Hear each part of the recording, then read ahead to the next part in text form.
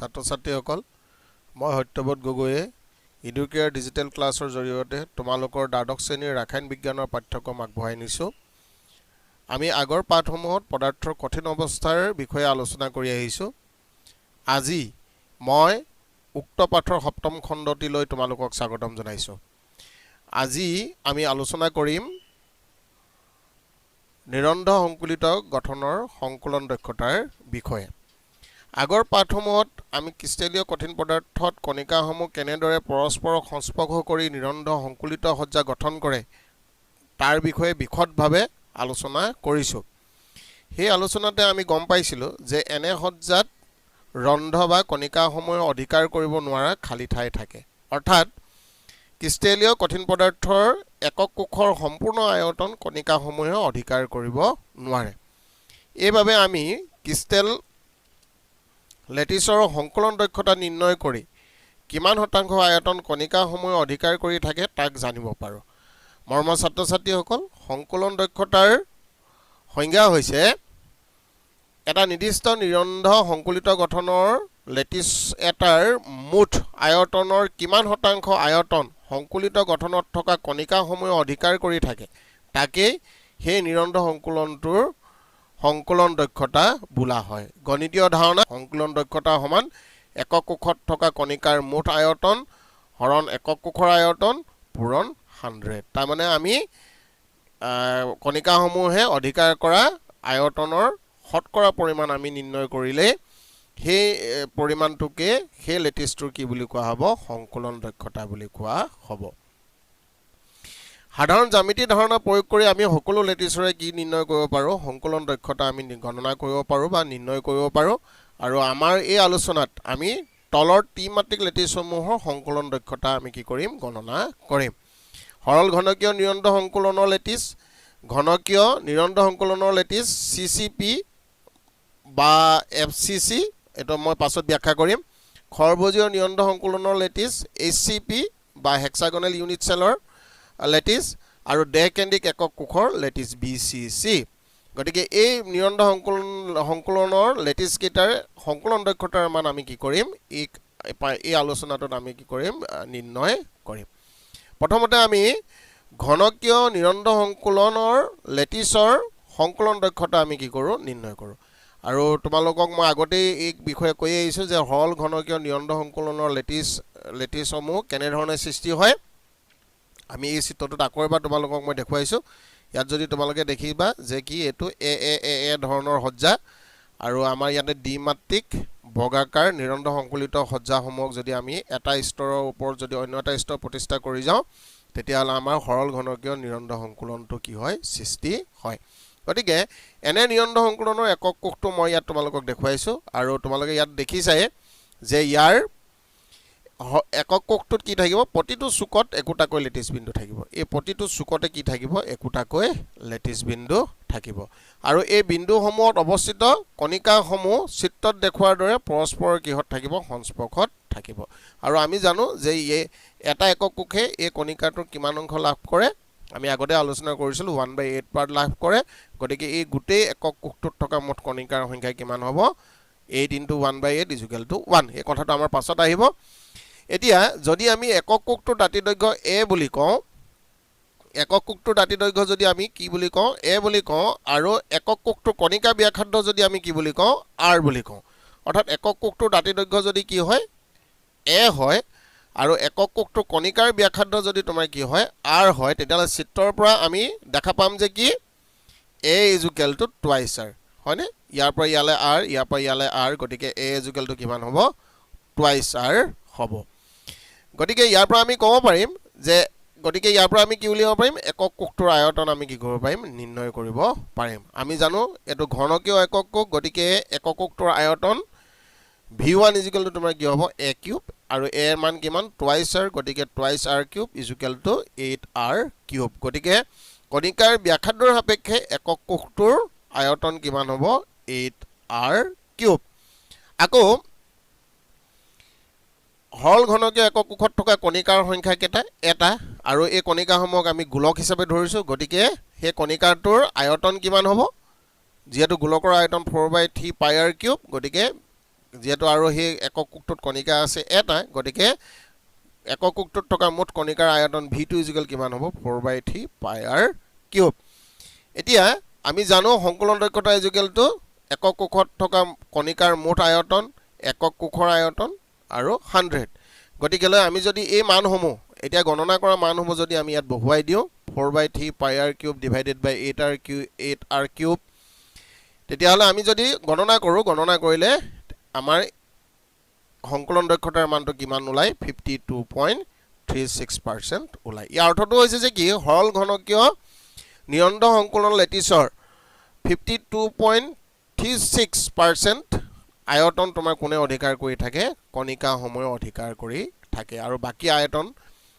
আয়তনৰ শতাংশটো খালি হৈ থাকে ইয়াৰ পাছত আমি ঘনকীয় নিৰন্তৰ সংকলনৰ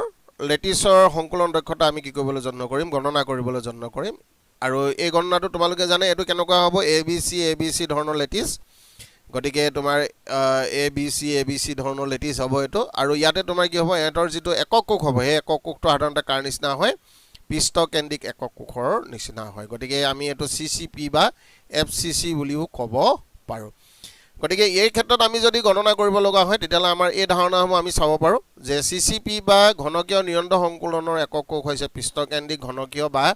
FCC একক কোষ এই ক্ষেত্ৰত একক কোষটোৰ এখন পৃষ্ঠৰ বিপৰীত চুকত থকা কণিকা দুটাই চিত্ৰত দেখুৱাৰ দৰে পৃষ্ঠকেন্দ্ৰত থকা কণিকাটো কি কৰি থাকিব সংস্পৰ্শ কৰি থাকিব এই কণিকাটো আৰু এই কণিকাটো এদিকত সংস্পৰ্শ কৰি আছে এই পৃষ্ঠকেন্দ্ৰত থকা কণিকাটো সংস্পৰ্শ কৰি আছে তাৰ মানে পৃষ্ঠকৰ্ণডালত তিনটা কণিকাই পৰস্পৰ কি কৰি থাকিব সংস্পৰ্শ কৰি থাকিব এতিয়া আমি যদি ধৰি লওঁ যে একক কোষটোৰ দৈৰ্ঘ্য হৈছে দাঁতিৰ দৈৰ্ঘ্য হৈছে a আৰু কণিকাৰ ব্যাসাৰ্ধ হৈছে কিমান r যদি আমি ধৰি লওঁ যে একক কোষটোত থকা কণিকাসমূহৰ ব্যাসাৰ্ধ হৈছে r আৰু একক কোষটোৰ দাঁতিৰ দৈৰ্ঘ্য হৈছে a তেতিয়া হলে আমি এই গণনাখিনি কৰিব পাৰো এতিয়া কাখৰ চিত্ৰৰ পৰা আমি যদি চাওঁ এই চিত্ৰটো যদি আমি চাওঁ তেতিয়া হলে আমি চাওঁ যে ইয়াত আমি এটা ত্ৰিভুজ আঁকি ল'ব পাৰিম এটো এটা ত্ৰিভুজ ABC এটা ত্ৰিভুজ ABC AB হৈছে আৰু AB আৰু BC হৈছে একক কোষটোৰ দাঁতিৰ দৈৰ্ঘ্য আৰু AC হৈছে কোষটোৰ পৃষ্ঠ কৰ্ণ গতিকে আমি কি পাম AB সমান A হ'ব BC সমান A হ'ব আৰু AC সমান কিমান হ'ব R plus twice R plus R গতিকে আমি এইকিটা পাম AB BC A ঠিক একে ধৰণে AC R plus twice R plus R 4R কাৰণ এই গুটেই কিটা কণিকাই ইটো আৰু এটাই আনটো কি কৰি আছে সংস্পৰ্শ কৰি আছে এতিয়া ABC সমকোণী ত্ৰিভুজটোৰ পৰা আমি পাইথাগোৰাছৰ সমীকৰণটো ব্যৱহাৰ কৰিব পাৰো গতিকে AB square plus BC square AC square গতিকে আমি কি পাম গতিকে আমি মানকিটা বহাই দিলো গতিকে A square plus A square 4R whole square আৰু ইয়াৰ পৰা আমি A আৰু কণিকাৰ ব্যাসাৰ্ধৰ মাজৰ যেটো সম্বন্ধ দাঁতি দৈৰ্ঘ্য আৰু কণিকাৰ ব্যাসাৰ্ধৰ মাজৰ যেটো সম্বন্ধ সেই সম্বন্ধটো স্থাপন কৰিব পাৰিম আৰু হেমতে A কিমান হ'ব 2√2r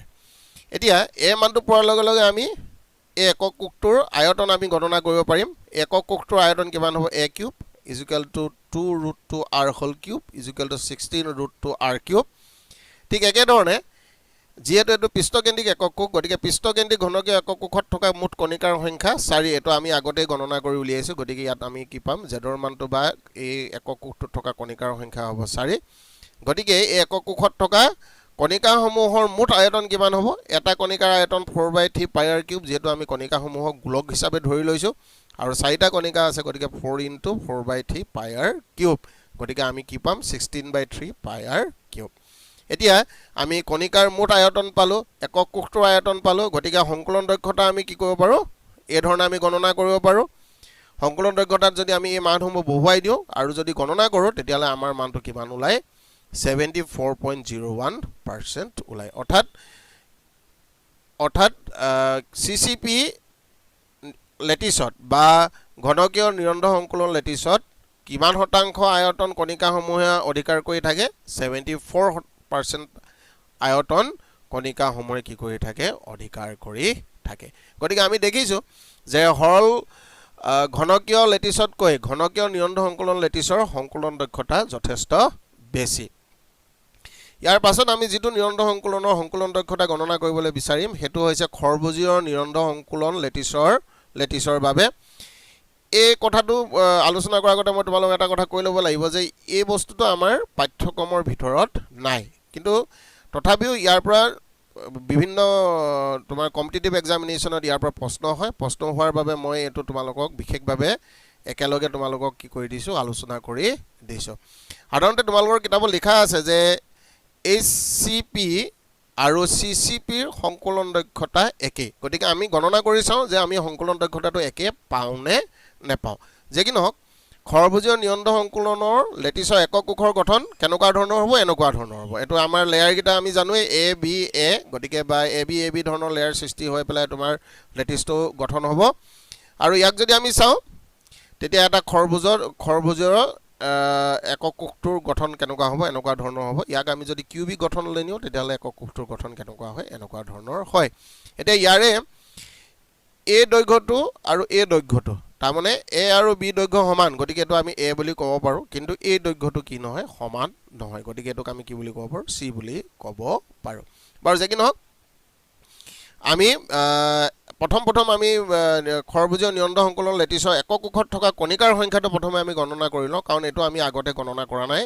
গতিকে এই বিষয়ে আমি প্ৰথমতে গণনা কৰি লওঁ। এতিয়া তোমালোকে যদি লক্ষ্য কৰা তেতিয়া দেখিবা যে কি ইয়াৰ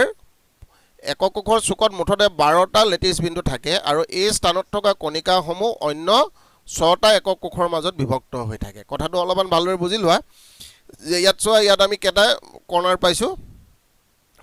6টা কৰ্ণাৰ পাইছোঁ। ওপৰৰ ফালে 6টা, তলৰ ফালে 6টা। গতিকে তোমাৰ চুকত কিমানটা লেটিছ বিন্দু থাকিব, মুঠতে 12টা লেটিছ বিন্দু থাকিব। আচ্ছা, এতিয়া আমি এই কণিকাৰ কথাটো ভাবোঁ। এই কণিকাৰ কথাটো ভাবিলে এই কণিকাটো এইটো একক কোষৰ অংশ, ঠিক একেধৰণে ইয়াৰ ওপৰত থাকিব পৰা একক কোষটোৰ অংশ, ঠিক একেধৰণে ইয়াত অন্য এটা একক কোষ থাকিব পাৰে তাৰ অংশ, ইয়াত অন্য এটা একক কোষ থাকিব পাৰে তাৰ অংশ, আৰু এই দুটা একক কোষৰ ওপৰত থাকিব পৰা একক কোষকেইটাৰ অংশ। গতিকে এখন তলত 3টা, ওপৰখন তলত 3টা, মুঠতে 6টা একক কোষৰ মাজত এই কণিকাটো তোমাৰ কি হৈ থাকিব, বিভক্ত হৈ থাকিব। তাৰমানে একক কোষটোৱে ইয়াৰ কিমান অংশ পাব, 1/6 পাৰ্ট পাব। ঠিক একেধৰণে খৰভুজীয় পৃষ্ঠ দুখনৰ কেন্দ্ৰত থকা লেটিছ বিন্দু অধিকাৰ কৰা কণিকা দুটা কেৱল অন্য দুটা একক কোষৰ মাজত বিভক্ত হৈ থাকে। আমি এই কণিকাটো আৰু এই কণিকাটোৰ কথা কৈছোঁ। গতিকে এইটো পৃষ্ঠত আছে যিহেতু, আৰু এখন পৃষ্ঠ যিহেতু দুটা একক কোষৰ মাজতে বিভক্ত হ'ব পাৰে, গতিকে ইহঁতি দুটা একক কোষৰ মাজতে কি হৈ থাকিব, বিভক্ত হৈ থাকিব। আৰু আনহাতে মধ্যৱৰ্তী স্তৰ তাৰমানে আমাৰ যিটো বি স্তৰৰ যি 3টা কণিকা, এই গোটেই 3টা কণিকা একক কোষটোৰ ভিতৰতে থাকে। গতিকে এই অন্য একক কোষৰ সৈতে কি নকৰে, ভাগ বতৰা নকৰে। গতিকে সেই হিচাপত যদি আমি চাওঁ তেতিয়াহ'লে একক কোষত থকা কণিকাৰ সংখ্যা হ'ব Z = 1/6 × 12, 1/6 কে 12টা, হাফ × 2 আধাকে 2টা, আৰু এটাকৈ 3টা। গতিকে টোটেল আমি কিমান পাম, 6টা। গতিকে খৰভুজীয় একক কোষত তোমাৰ কিমানটা কণিকা থাকে, 6টা কণিকা থাকে। গতিকে প্ৰথমতে আমি কণিকাৰ সংখ্যাটো উলিয়াই ল'লোঁ। এতিয়া আমি এই একক কোষটোৰ আয়তনটো কেনেধৰণে নিৰ্ণয় কৰিব পাৰোঁ সেই বিষয়ে আমি আলোচনা কৰোঁ। গতিকে একক কোষটোৰ আয়তন আমি এইটো ধৰিলোঁ, আমি L বুলি ধৰি ল'লোঁ একক কোষটোৰ উচ্চতা। আৰু এই যিটো মই ক'লোঁ অলপ আগতে দেখুৱাইছিলোঁ, এই কণিকা দুটাৰ মাজৰ যিটো দূৰত্ব, এই দূৰত্বটোক আমি A বুলি ধৰি ল'লোঁ। তেতিয়াহ'লে এই দুটা যদি ধৰি লওঁ, এইকেইটা যদি আমি এনেধৰণে ধৰি লওঁ, তেতিয়াহ'লে খৰভুজীয় একক কোষটোৰ আয়তন আমি কেনেধৰণে উলিয়াব পাৰিম, খৰভুজীয় তলৰ কালি। গতিকে এই খৰভুজ তলখনৰ যিটো কালি, এই কালিটো আমি নিৰ্ণয় কৰিব লাগিব, আৰু তাৰ লগত আমি কি পূৰণ কৰিব লাগিব, কোষটোৰ উচ্চতাটো আমি কি কৰিব লাগিব, পূৰণ কৰিব লাগিব। এতিয়া আমি খৰভুজীয় তলখনৰ কালি কেনেধৰণে নিৰ্ণয় কৰিম, তো ইয়াতে আৰু এটা মই বস্তু দেখুৱাই লৈছোঁ। ইয়াৰ পৰা এই বিন্দুটোৰ পৰা এই যিটো আমাৰ কণিকা আছে, এই কণিকাটোৰ মাজৰ যিটো দূৰত্ব, এই দূৰত্বটো সদায় তোমাৰ কিমান হয়, L/2 হয়। এই কথাটো আমাৰ অলপ পাছত লাগিব। যে কি নহওক, আহা আমি খৰভুজীয় তলৰ কালি কেনেধৰণে নিৰ্ণয় কৰিব পাৰি সেই বিষয়ে আলোচনা কৰোঁ। এতিয়া খৰভুজীয় তলৰ কালি আমি নিৰ্ণয় কৰিব পাৰিম কেনেধৰণে, চিত্ৰটোৰ প্ৰয়োজন হ'ব। যদিও সমীকৰণটো লিখা আছে, চিত্ৰটোৰ প্ৰয়োজন হ'ব। তোমালোকে যদি লক্ষ্য কৰা তেতিয়া দেখিবা যে এই খৰভুজটো ইয়াত খৰভুজৰ তলখনত কেইটা তোমাৰ ত্ৰিভুজ আছে, 1 2 3 4 5 6টা। গতিকে এই 6টা খৰভুজখনৰ তলত সৃষ্টি কৰিব পৰা ত্ৰিভুজৰ সংখ্যা, আৰু এই প্ৰতিটো ত্ৰিভুজেই কি ত্ৰিভুজ সমবাহু ত্ৰিভুজ গতিকে খৰভুজীয় তলখনৰ কালি কিমান হ'ব 6 ইনটু বি সি ডি সমবাহু ত্ৰিভুজৰ কালি আৰু আমি জানো ত্ৰিভুজৰ কালি কেনেকৈ উলিয়াব পাৰোঁ আমি জানো বেছ ইনটু হাইট গতিকে আমি এই বেছটো মান কিমান আমি জানো এই মানটো এ গতিকে আমি কি পাম 6 into half BC into D half BC into DE গতিকে আমি কি পালো BC টো হৈছে বেছ DE টো হৈছে হাইট গতিকে ত্ৰিভুজৰ কালি উলিওৱা যেটো সূত্ৰটো হৈছে কি হাফ ইনটু বেছ ইনটু হাইট গতিকে half into BC into DE আকৌ আমি BC ইকুৱেল কিমান ধৰিছো a ধৰিছো আৰু DE ইকুৱেলটো আমি কিমান ধৰিছো h ধৰিছো গতিকে a ইকুৱেলটো 6 into half a into h ঠিক আছে ঠিক একে ধৰণে BDE সমকোণী ত্ৰিভুজৰ পৰা আমি এতিয়া যদি BDE সমকোণী ত্ৰিভুজ যদি লওঁ তেতিয়ালে আমি ইয়াৰ পৰা দেখিম কি দেখিম যে B plus DE is equal to BD square BE plus DE is equal to BD square base perpendicular আৰু this is hypothesis গতিকে আমাৰ ইয়াৰ পৰা আমি এই কথা পাইথাগোৰাছৰ সূত্ৰৰ পৰা আমি পাব পাৰো এতিয়া আমি জানো যে DE আমি কি কৰিব লাগে h আমি h ৰ মানটো আমি এই DE মানটো আমি নিৰ্ণয় কৰিব লাগে a ৰ সাপেক্ষে BD a আমি জানো আৰু BE হৈছে ইয়াৰ আধা BC আধা গতিকে এটো হ'ব কিমান a/2 গতিকে আমি কি পাম এটো সমীকৰণ পালো a/2 whole square plus h square is equal to a square গতিকে h ইজ ইকুৱেল টু কিমান হ'ব √3 a/2 এই মানটো আমি এই সমীকৰণটোত বহুৱাই দিব পাৰো আৰু এই সমীকৰণটোত এই মানটো বহুৱাই দিলে আমি কি পাব পাৰো খৰভুজীয় তলৰ কালি a ইকুৱেল টু আমি কিমান পাব পাৰো 3√3/2 a স্কয়াৰ গতিকে আমি এই খৰভুজীয় তলখনৰ কি পালো কালি পালো এতিয়া আমি নিৰ্ণয় কৰিব লাগে কি এই একক কোণটোৰ উচ্চতা বা l তো l একক কোণটোৰ উচ্চতা বা l নিৰ্ণয় কৰিবলৈ হলে আমি এই ধাৰণাটো কৰিব লাগিব ইয়াত আমি এই তিনিটা লেটিস বিন্দু ধৰি ললো B D C লেটিস বিন্দু ধৰি ললো আৰু আমি কি কৰিলো এটক ৰেখায় সংযোগ কৰি আমি সমবাহু ত্ৰিভুজটো তৈয়াৰ কৰি ললো DE সংযোগ কৰিলো আৰু আমি কি কৰিলো DF সংযোগ কৰিছো আৰু F ৰ পৰা আমি এডাল লম্ব কোণ অঙ্কন কৰিছো D ওপৰত অঙ্কন কৰিছো এই বস্তুটো যদি আমি অলপ ডাঙৰকে চাব বিচাৰো তেতিয়ালে বস্তুটো এনেকুৱা ধৰণৰ হ'ব এটো হৈছে আমাৰ তলত থকা বা বেছত থকা আমাৰ সমবাহু ত্ৰিভুজটো BDC ইটো হৈছে BC ৰ মধ্যবৰ্তী বিন্দু গতিকে a/2 আৰু G2 হৈছে ইয়াৰ অন্তকেন্দ্ৰ গতিকে অন্তকেন্দ্ৰলৈ আমি যদি F ৰ পৰা যদি আমি কি কৰো F বিন্দুৰ পৰা যদি অন্তকেন্দ্ৰলৈ যদি আমি কি আকো এডাল লম্ব যদি আঁকি দিও লম্ব আঁকি দিলে তোমাৰ কি হ'ব ই D কেনেকৈ ভাগ কৰিব 2:1 অনুপাতত কি কৰিব ভাগ কৰিব আৰু যেহেতু DF কি হ'ব এই কণিকা দুটা পৰস্পৰ সংস্পৰ্শতে আছে আমি আগৰ চিত্ৰটো দেখিছিলো গতিকে ইয়াৰ মানটো কাৰ সমান হ'ব a ৰ সমান হ'ব বাৰু যে কি নহক আহা আমি কাষৰ চিত্ৰটো হয়ত একক কোণৰ উচ্চতা l নিৰ্ণয় কৰিব পাৰো চিত্ৰ অনুসৰি খৰভুজীয় তলত আঁকিব পৰা BCD ত্ৰিভুজৰ DE মধ্যমা আৰু G হৈছে অন্তকেন্দ্ৰ গতিকে BE is equal to half into BC is equal to a/2 গতিকে এই কথাটো আমি বুজি পালো a/2 আৰু DG is equal to কিমান 2/3 into DE D 2 তৃতীয়াংশ গতিকে তোমাৰ কি হ'ব a√3 এটো আমি কিমান পাম a√3 DG is equal to আমি কিমান পাম a√3 ঠিক আছে আৰু ঠিক একে ধৰণে আকৌ ত্ৰিভুজ DFG ৰ পৰা DF is equal to a FG is equal to আমি আগতে কৈছো যে এই দূৰত্বটো কিমান l/2 যত l হৈছে একক কোণটোৰ কি তোমাৰ উচ্চতা গতিকে এই সমকোণী ত্ৰিভুজটোৰ পৰা আমি আকৌ কি পাব পাৰো যেহেতু এই গুটেকেটা ধাৰণা আমি কিহৰ কাৰণে ধৰিব লব পাৰিছো যেহেতু B C D আৰু F অৱস্থানত থকা কণিকা কেইটাই কি কৰি থাকে পৰস্পৰক সংস্পৰ্শ কৰি থাকে এতিয়া DFG ত্ৰিভুজৰ পৰা আমি কি পাম FG square plus DG square is equal to FD square গতিকে এই এই যেটো সমীকৰণ এই সমীকৰণটোৰ পৰা আমি l ৰ মানটো কি কৰিব পাৰিম এই ধৰণে আমি l ৰ মানটো কি কৰিব পাৰিম নিৰ্ণয় কৰিব পাৰিম আৰু যত l ৰ মানটো পাওঁগে আমি 2√2a divided by √3 গতিকে আমি কি পালো খৰভুজীয় তলৰ কালিও পালো কোষটোৰ উচ্চতাও আমি পালো গতিকে খৰভুজীয় একক কোষটোৰ আয়তন তোমাৰ কিমান হ'ব 3√2a³ এখানে সাধাৰণ গণিতৰ দ্বাৰা আমি এই কথাটো কি কৰিছো প্ৰমাণিত কৰিছো গতিকে আয়তনটো আমি কিমান পালোগে 3√2a³ ঠিক একেধৰণে ইয়াত থকা কণিকাৰ সংখ্যা তোমাৰ 6 তাৰ আগতে আৰু এটা কথা আগৰ চিত্ৰৰ পৰা আমি আৰু এটা কথা দেখিছো a = twice r গতিকে আমি a মানটো যদি বহুৱাই দিও তেতিয়ালে আমাৰ v1 ৰ মানটো আমাৰ কিমান হয়গে 24√2r³ এতিয়া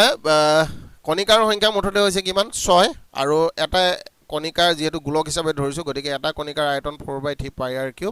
গতিকে আমাৰ কণিকাৰ মুঠ আয়তন হয়গে 8 pi r³ আৰু এই দুটা মান যদি আমি সংকলন দক্ষতাৰ সমীকৰণটোত যদি বহুৱাই দিও তেতিয়ালে আমাৰ ক্যালকুলেশন কৰিলে আমি দেখা পাওঁ যে কি আমাৰ যেটো সংকলন দক্ষতা হে সংকলন দক্ষতাটো CCP সংকলন দক্ষতাৰ সৈতে প্ৰায় একে হয় 74.01% অৰ্থাৎ CCP আৰু ACP সংকলন দক্ষতা সমান গতিকে এই কথাটো আমি ইয়াৰ পৰা আমাৰ গণনাৰ পৰা আমি এই কথাটো কি কৰিব পাৰো প্ৰমাণ কৰিব পাৰো এতিয়া আমি আহো ডেকেন্দ্ৰিক একক কোষযুক্ত লেটিছৰ সংকলন দক্ষতা নিৰ্ণয় কৰিবলৈ ডেকেন্দ্ৰিক একক কোষযুক্ত লেটিছৰ যেটো একক কোষ হে একক কোষটো ডেকেন্দ্ৰিক হয় আৰু এটো আমি দেখিছোৱে এই একক কোষটো তোমাৰ কি হ'ব ডেকেন্দ্ৰিক হ'ব আৰু এই একক কোষটোৰ বৈশিষ্ট্য হৈছে যে কি এটো আমাৰ কি হ'ব দেহ কৰ্ণডালত তোমাৰ তিনটা কণিকা কি হৈ থাকিব সংস্পৰ্শিত হৈ থাকিব ডেকেন্দ্ৰিক একক কোষযুক্ত লেটিছৰ একক কোষ হৈছে ডেকেন্দ্ৰিক ঘনকীয় বা BCC এই ক্ষেত্ৰত একক কোষটোৰ বিপৰীত চুকত থকা কণিকা দুটাই চিত্ৰত দেখুৱাৰ দৰে ডেকেন্দ্ৰত থকা কণিকাটো সংস্পৰ্শ কৰি থাকিব তো এটো এতিয়া আমি যদি কণিকাসমূহৰ ব্যাসাৰ্ধ r বা আমি একক কোষটোৰ দাঁতি দৈৰ্ঘ্য যদি আমি a বুলি ধৰো কণিকাসমূহৰ ব্যাসাৰ্ধ যদি আমি কি বুলি ধৰো r বুলি ধৰো তেতিয়া হলে আমি এই জ্যামিতিটোৰ সহায়ত আমি কি কৰিব পাৰিম একক কোষটোৰ আয়তন বা একক কোষটোৰ দাঁতি দৈৰ্ঘ্য আৰু কণিকাৰ ব্যাসাৰ্ধৰ মাজৰ যেটো সম্বন্ধ সেই সম্বন্ধটো আমি কি কৰিব পাৰিম নিৰ্ণয় কৰিব পাৰিম ঠিক আছে মই তোমালোকক দেখুৱাই আহিছো এটো এতিয়া আমি যদি ABC এটো এটা ত্ৰিভুজ ধৰো আৰু ADC যদি এটা ত্ৰিভুজ ধৰো তেতিয়ালে ABC ত্ৰিভুজটো সমকোণী ত্ৰিভুজ হ'ব ADC ত্ৰিভুজটো তোমাৰ কি হ'ব সমকোণী ত্ৰিভুজ হ'ব আৰু আমি ABC ত্ৰিভুজৰ পৰা AC ৰেখাখণ্ডৰ মানটো আমি উলিয়াব পাৰিম আৰু AC ৰেখাখণ্ডৰ মানটো আমি যদি পাওঁ তেতিয়াহলে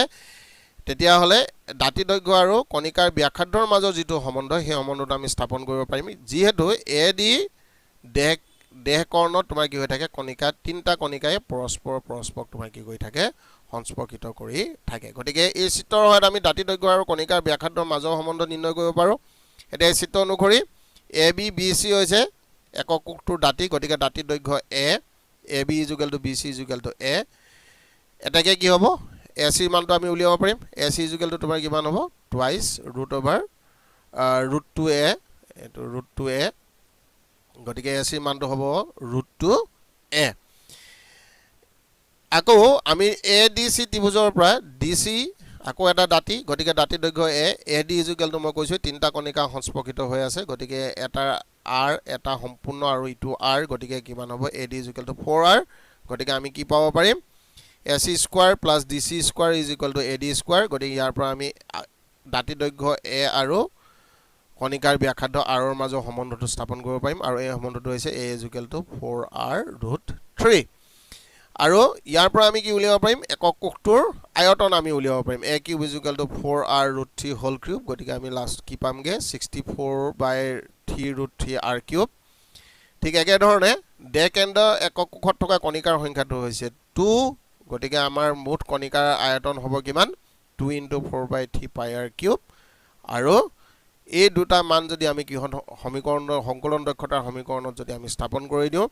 তেতিয়া হলে আমি ডেকেন্দ্ৰিক একক কোষযুক্ত লেটিছৰ সংকলন দক্ষতাৰ মানটো আমি পামগৈ কিমান গণনাৰ ৰেকৰ্ড আমি পামগৈ 67.98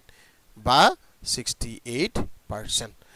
গতিকেলৈ আমি দেখিলোঁ যে কি গোটেইকেইটা সংকলন দক্ষতা নিৰ্ণয় কৰাৰ পাছত আমি দেখিলোঁ যে কি গোটেইকেইটা লেটিছৰ ভিতৰত CCP বা HCP লেটিছৰ সংকলন দক্ষতাই আটাইতকৈ বেছি। এতিয়া আমি যিখিনি কথা আলোচনা কৰিলোঁ তাৰ সাৰাংশ এটা আমি লৈ লওঁ চাওঁ। আমি লেটিছ আমি যদি হল ঘনকীয় বা সিম্পল কিউবিক যদি লওঁ একক কোষত থকা কণিকাৰ সংখ্যা a দাঁতি দৈৰ্ঘ্য আৰু কণিকাৰ মাজৰ সম্বন্ধ হৈছে a = টুৱাইছ r একক কোষৰ আয়তন হৈছে 8r³ আৰু সংকলন দক্ষতা হৈছে 52.36%। ঠিক একেধৰণে ঘনকীয় বা CCP বা FCC কণিকাৰ সংখ্যা 4 দাঁতি দৈৰ্ঘ্য আৰু কণিকাৰ ব্যাসাৰ্ধৰ সম্বন্ধ হৈছে a = 2√2r একক কোষৰ আয়তন হৈছে 16√2r³ আৰু সংকলন দক্ষতা হৈছে 74.01%। খৰভুজীয় বা HCP একক কোষত থকা কণিকাৰ সংখ্যা হৈছে 6 দাঁতি দৈৰ্ঘ্য আৰু কণিকাৰ মাজৰ সম্বন্ধ দুটা পাম ইয়াত কাৰণ আমি a = b বা not equal to c গতিকে a মানটো হ'ল টুৱাইছ r আৰু c মানটো হৈছে 4√2r/√3 আৰু একক কোষৰ আয়তন হৈছে 24√2r³ সংকলন দক্ষতা হৈছে 74.01% আৰু হেকত দেহকেন্দ্ৰিক ঘনকীয় বা BCC একক কোষৰ ক্ষেত্ৰত আমি পালো একক কোষত থকা কণিকাৰ সংখ্যা 2 দাঁতি দৈৰ্ঘ্য আৰু কণিকাৰ ব্যাসাৰ্ধৰ মাজৰ সম্বন্ধ হৈছে a = 4r√3 একক কোষৰ আয়তন হৈছে 64.3√3r³ আৰু সংকলন দক্ষতাটো হৈছে প্ৰায় 68%। গতিকে ইয়াৰ পৰা আমি এটা কথা ক'ব পাৰোঁ আটাইতকৈ নিম্ন সংকলন দক্ষতা আছে সৰল ঘনকীয়ত আৰু সৰ্বোচ্চ সংকলন দক্ষতা আছে তোমাৰ কি CCP বা HCP লেটিছত। গতিকে মৰমৰ ছাত্ৰ ছাত্ৰীসকল আজি আমি ইমানতে আমাৰ পাঠ্যক্ৰমৰ শ্ৰেণী কোঠাটো সমাপ্ত কৰিছোঁ।